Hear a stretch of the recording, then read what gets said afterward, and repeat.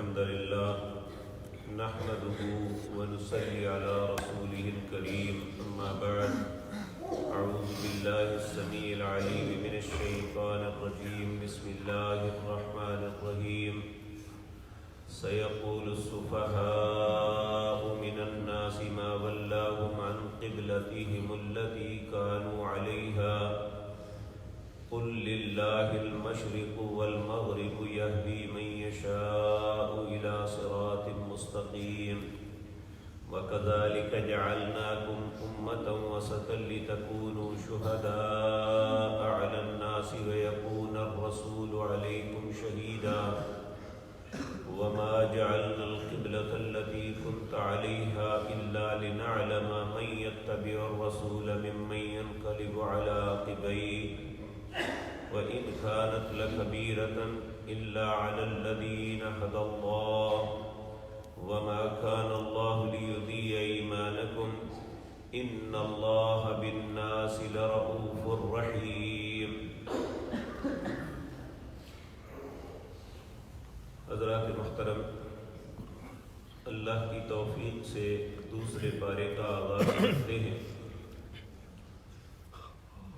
دوسرے پارے کے آغاز پر اللہ رب العزت نے قبلے کے متعلق کچھ باتیں فرمائی ہیں جو ہماری معلومات کے لیے بہت ضروری ہے. نبی کریم صلی اللہ علیہ وسلم کو جب نبوت سے نوازا گیا اس وقت لوگوں کا قبلہ جو ہے یہ بیت المقدس تھا. نبی کریم صلی اللہ علیہ وسلم جب تک مکے میں رہے آپ جو ہے ہمیشہ نماز پڑھتے تھے دونوں حجروں کے درمیان. دونوں حجر کون سے؟ حجر اسود اور رکن یمانی کے درمیان کھڑے ہو کے آپ ہمیشہ نماز پڑھتے تھے. اس کا فائدہ یہ ہوتا کہ آپ بیک وقت کعبۃ اللہ کی طرف بھی آپ کا چہرہ مبارک ہوتا اور بیت المقدس کی طرف بھی ہوتا. یہ آپ کی دانائی اور عقل مندی تھی جسے آپ مکہ میں استعمال کرتے رہے. جب آپ مدینہ منورہ آئے اس وقت معاملہ یہ بن گیا کہ مدینہ منورہ سے جو بیت اللہ ہے وہ جنوب کی جانب ہے اور بیت المقدس جو ہے وہ شمال کی جانب ہے، یعنی بالکل اپوزٹ رخ ہے. اب یہاں ممکن نہیں تھا کہ آپ بیک وقت بیت اللہ اور بیت المقدس دونوں کی طرف متوجہ ہوتے، لیکن آپ کے دل کی خواہش بڑی تھی کہ کبھی بیت اللہ جو ہے یہ ہمارا قبلہ بن جائے. یہاں ایک بات عرض کر دوں کہ یہ جو بیت المقدس کو قبلہ اول کہا جاتا ہے یہ بنا کے اعتبار سے اول نہیں ہے، بننے کے اعتبار سے بیت اللہ سب سے پہلا ہے. چونکہ مسلمانوں کے لیے پہلے قبلہ وہ تھا اور اس کے بعد بیت اللہ بنا، اس لیے اسے قبلہ اول کہتے ہیں. یعنی پہلے مسلمان بیت المقدس کی طرف منہ کر کے نماز پڑھتے تھے، اب بیت اللہ کی طرف کرتے ہیں. تو جب نبی کریم صلی اللہ علیہ وسلم کو مدینے میں 17 مہینے تک آپ بیت المقدس کی طرف ہی پڑھتے رہے. اس کے بعد اللہ نے آپ کو اجازت دے دی، کیونکہ آپ کا بار بار آسمان کی طرف نظریں اٹھنا، لیکن زبان سے آپ کچھ نہیں کہتے تھے کہیں رب ناراض نہ ہو جائے. تو اللہ رب العزت نے اگلی آیات میں یہ فرمایا قد نرى تقلب وجهك في السماء، ہم نے آپ کے چہرے کو بار بار آسمان کی طرف اٹھتے ہوئے دیکھا، اس لیے ہم نے اس قبلے کو تبدیل کیا. تو جب یہ تبدیل ہوا تو یہودی، عیسائی اور مشرکین مکہ یہ سارے اعتراض کرنا شروع کر دیا. لو جی اس میں کیا قباحت تھی جی کہ اس قبلے کو چھوڑ کے اس قبلے کی طرف منہ کر لیا. اگر وہ درست نہیں تھا تو ان کی پہلی نمازوں کا کیا بنے گا؟ معاملہ درست یا غلط کا نہیں، وہ بھی اللہ کا گھر ہے، یہ بھی اللہ کا گھر ہے۔ یہ بات یاد رکھیں کہ ہم نہ کعبۃ اللہ کی عبادت کرتے ہیں نہ بیت المقدس کی، یہ تو ہماری سمت ہے۔ اللہ نے ہماری سمت بنائی ہے کہ اس طرف چہرہ کر کے نماز پڑھو، اس طرف چہرہ کر کے سجدہ کرو، حالانکہ ساری کائنات کا مالک اللہ ہے۔ فَأَيْنَمَا تُوَلُّوا فَثَمَّ وَجْهُ اللَّهِ، جس طرف بھی چہرہ کرو اللہ رب العزت وہیں پہ بات سنتے ہیں۔ لیکن عبادت کے لیے مختص کر دیا، ایک سمت بنا دی تاکہ کوئی بھی شخص جو ہے یہ بکھرا ہوا نظر نہ آئے۔ خدا نہ خواستہ اگر ہر طرف نماز پڑھنے کی اجازت ہوتی، کچھ لوگ اس طرف پڑھ رہے ہوتے، کچھ اس طرف، کچھ اس طرف، کچھ اس طرف، یعنی کتنا عجیب لگتا۔ بیت اللہ میں بھی نماز پڑھے نا تو اس طرح راؤنڈ بنتا ہے اور نظر آتا ہے کہ سب کی سمت ایک ہے، محور ایک ہے، وہ بیت اللہ ہے۔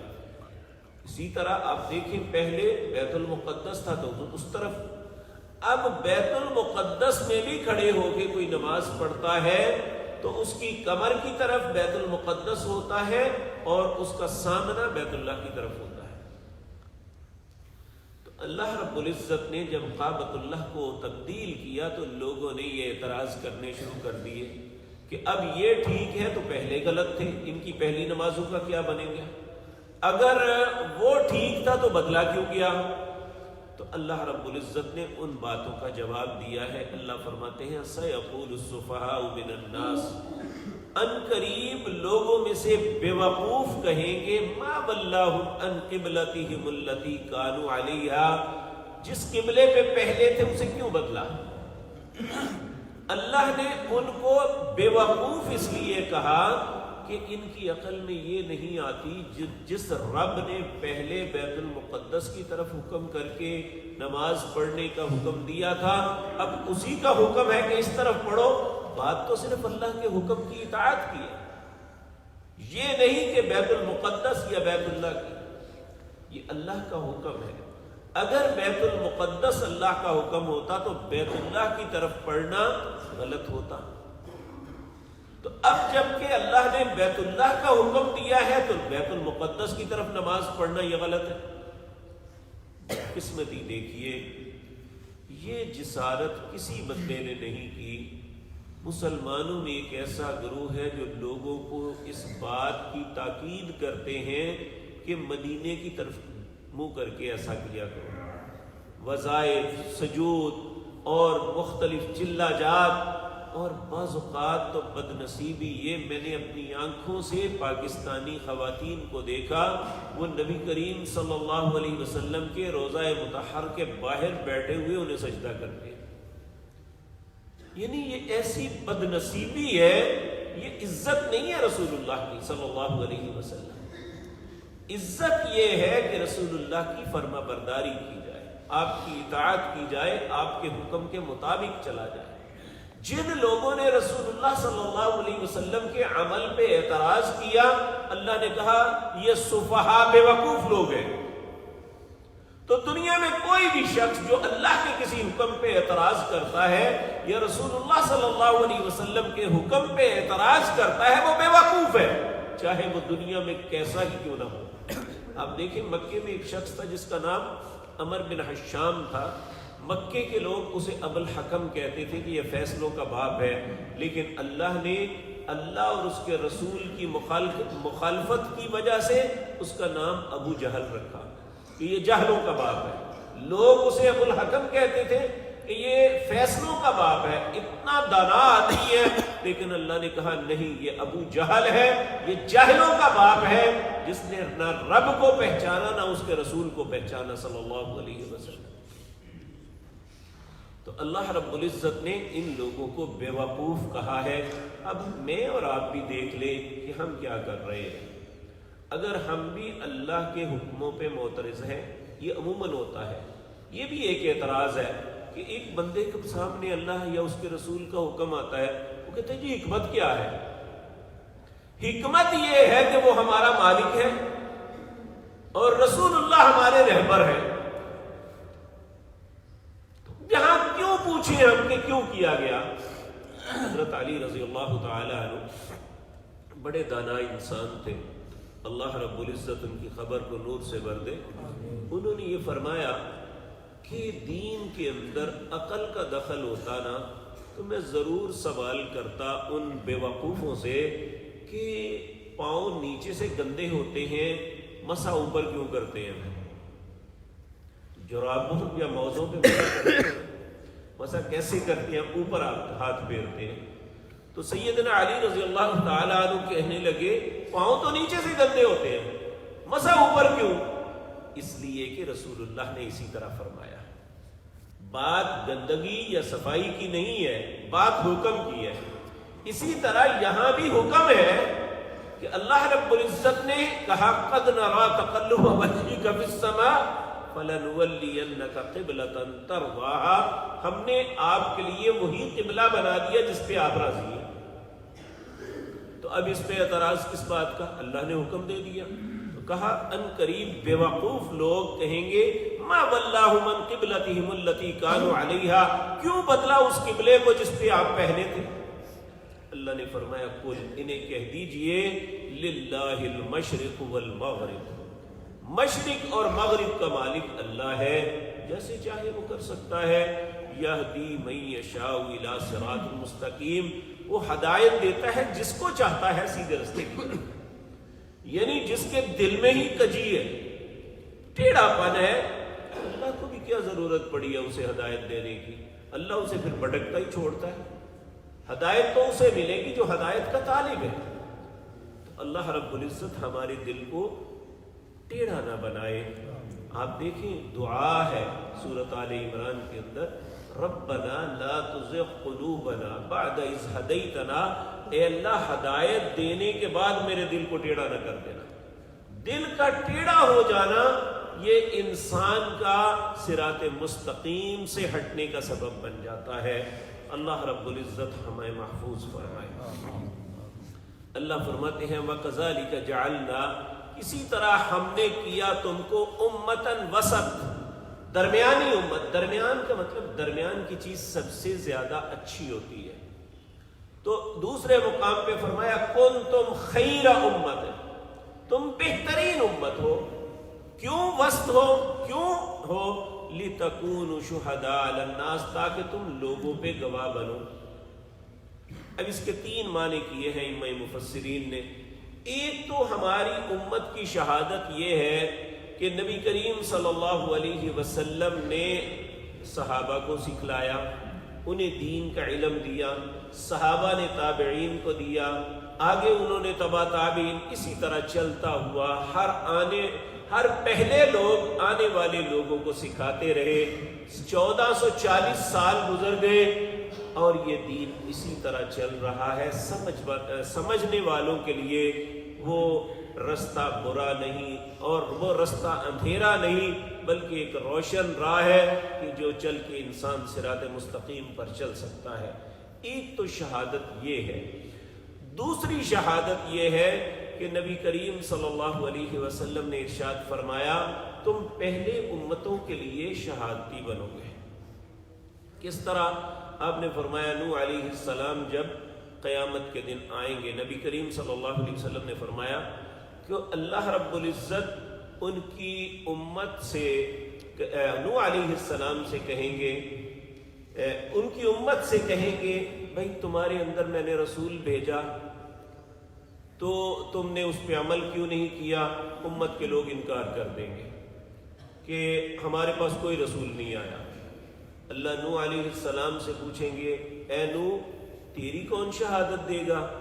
تو نبی کریم صلی اللہ علیہ وسلم فرماتے ہیں نوح علیہ السلام کہیں گے کہ میرے بعد آنے والے رسول یعنی نبی کریم صلی اللہ علیہ وسلم کا نام لے کے کہیں گے، وہ میری شہادت دیں گے کہ میں نے اپنی امت میں آ کے یہ سب کچھ کیا۔ چونکہ ہمیں قرآن میں یہ سب کچھ بتایا گیا اس لیے ہم اس بات کی شہادت دیں گے۔ اور مسلمان ایک واحد قوم ہے جو ہر نبی کو اسی طرح مانتی ہے جس طرح اپنے نبی رسول اللہ صلی اللہ علیہ وسلم کو مانتی ہے۔ جس طرح ہم اپنے نبی کی عزت کرتے ہیں اس طرح پہلے سارے انبیاء کی عزت کرتے ہیں۔ اور تیسری شہادت یہ ہوگی کہ نبی کریم صلی اللہ علیہ وسلم قیامت کے دن ہم پہ گواہ بنیں گے، اور اس میں یہ ہے کہ نبی کریم صلی اللہ علیہ وسلم بعض کے خلاف اور بعض کے حق میں۔ آپ نے فرمایا میں اپنی امت کے کچھ لوگوں کے لیے گواہی دینے کے لیے بڑھوں گا، انہیں دائیں طرف چلا دیا جائے گا۔ میں پوچھوں گا یہ کون؟ تو کہا جائے گا یہ وہ لوگ ہیں جنہوں نے آپ کے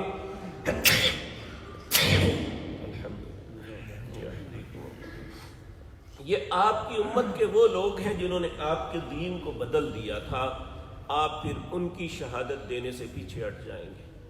ایک شہادت آپ نے یہ بھی فرمایا کہ جس طرح آپ کے سامنے ایک جنازہ گزرا، لوگوں نے کہا یہ بہت اچھا انسان تھا، اس کی تعریفیں کی، اس کی اچھائیوں کو بیان کیا، آپ نے فرمایا وجبت۔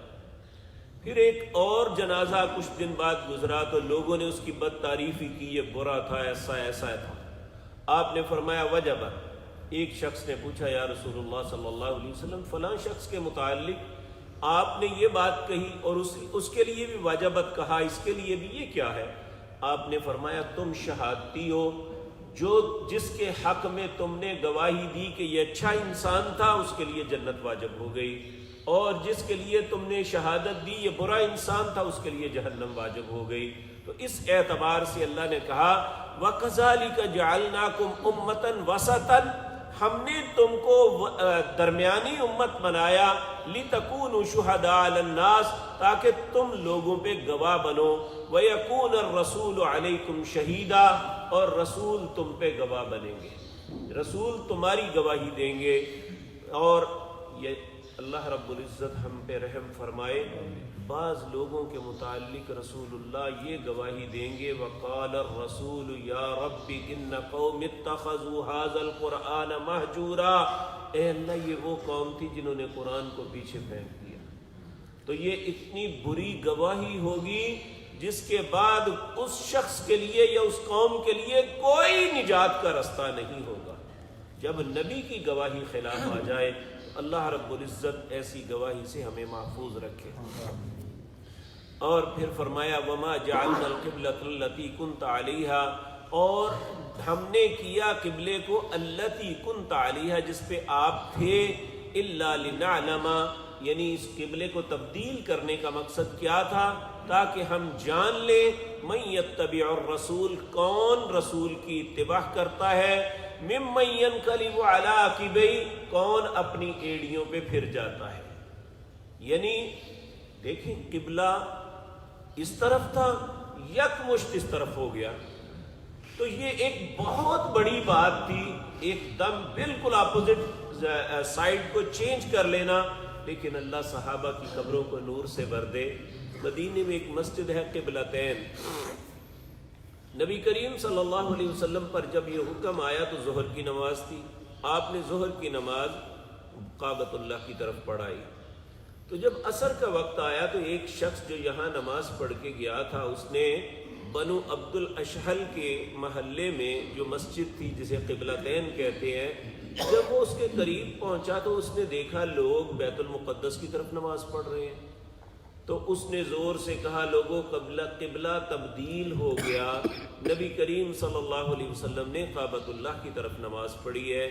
تو امام نے یہ نہیں سوچا تھا کہ نماز پڑھ لیں پھر کریں گے، امام اور مقتدیوں سمیت یہ بالکل، یعنی وہ ان کا رخ اس وقت شمال کی جانب تھا، امام نماز کے اندر ہی اس نے لوگوں کو کراس کرتا ہوا پیچھے آیا اور اس نے دوسری طرف رخ کر لیا، اور جو مقتدی تھے جو آخری لائن تھی وہ پہلے بن گئی اور جو پہلی لائن تھی وہ آخری بن گئی۔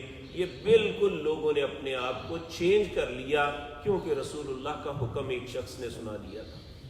تو یہ اللہ دیکھنا چاہتا تھا من یتبع الرسول، کون رسول کی اتباع کرتا ہے، ممن ینقلب علی عقبیہ، اور کون اپنی ایڑیوں پہ پھرتا ہے، وَإِنْ كَانَتْ لَكَبِيرَةً إِلَّا عَلَى الَّذِينَ هَدَى اللَّهُ، یہ بات بہت بڑی تھی مگر اس کے لیے نہیں جسے اللہ ہدایت کا رستہ دکھا دے۔ وَمَا كَانَ اللَّهُ لِيُضِيعَ إِيمَانَكُمْ، اللہ نے اپنے نبی اور ان کے ساتھیوں کو کہا کہ فکر نہ کرنا، اللہ تمہارے ایمان کو ضائع نہیں کرے گا، پہلے جو کیا تھا وہ بھی تمہاری قابل قبول ہیں، جو اب کرو گے انشاءاللہ وہ بھی قابل قبول ہیں۔ ان اللہ بالناس لرؤوف الرحیم، بے شک اللہ اپنے لوگوں پر بڑا ہی شفقت کرنے والا مہربان ہے۔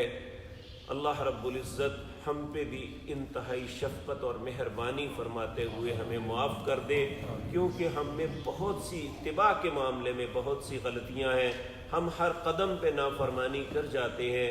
اللہ رب العزت ہم سب کو اپنی اور اپنے نبی کی نافرمانیوں سے محفوظ رکھے اور اپنی اطاعت اور فرما برداری پہ زندہ رکھے۔ اقول قولی ھذا واستغفر اللہ لی